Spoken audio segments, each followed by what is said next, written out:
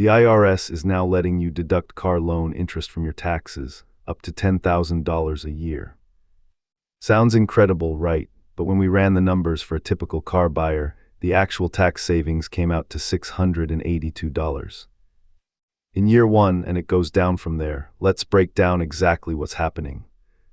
So here's the deal. The One Big Beautiful Bill Act created a brand new above-the-line deduction for interest paid on car loans, specifically for new, American-made vehicles. Above the line is actually significant. That means you don't need to itemize to claim it. It works right alongside the standard deduction. That part is genuinely good. But the headlines are calling this a $10,000 tax break, and that number is doing a lot of heavy lifting. $10,000 is the maximum deduction, not the maximum savings. Those are very different things.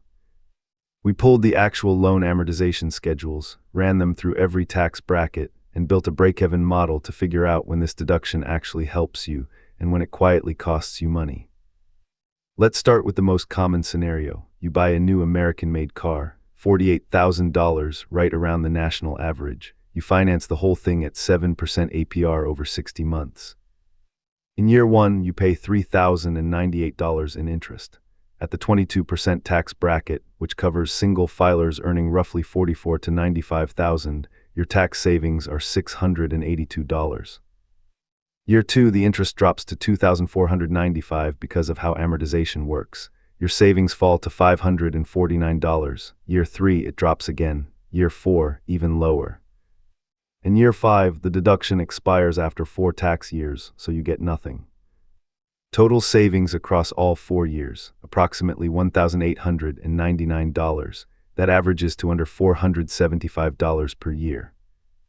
Meanwhile, the total interest you paid to the bank over the life of that loan, $9,052. So for every dollar you saved in taxes, you spent $4.76 in interest. That is not a good trade. Now let's look at how this changes across tax brackets.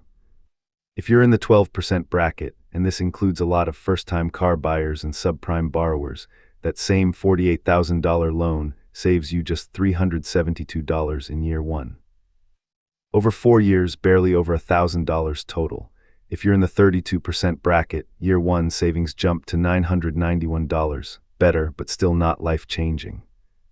Now here's the $10,000 trap. To actually hit the $10,000 deduction cap in year one, you would need a loan of about $155,000. That is 3 times the average new car price. And even if you did have that loan at the 22% bracket, your max tax savings would be $2,200, not $10,000. The only way to get close to $10,000 in actual savings is to be in the 37% bracket with a massive loan. That's a very small group of people. There's also a phase-out. Singles earning between $100,000 and $150,000 see the deduction reduced by $200 for every $1,000 over the threshold. Married filing jointly, it's $200,000 to $250,000. And one more thing, this provision expires after 2028. If you buy a car in 2026, you only get 3 years of deductions, not 4.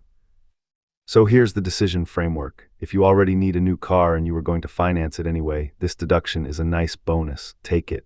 Free money is free money, even if it's $475 a year instead of $10,000. But if you're thinking about financing a car you would have otherwise paid cash for, or buying a more expensive car purely to chase this deduction, the math does not work. You will pay $4 to $5 in interest for every dollar you save in taxes. And if you're above the income phase-out thresholds, you may get a reduced deduction or nothing at all. The bottom line, this is a small perk for people who are already going to take out a car loan. It is not a reason to take out a car loan. If this breakdown saved you from a bad financial decision, or just helped you understand what this deduction actually means, hit like and subscribe. We do the math so you don't have to.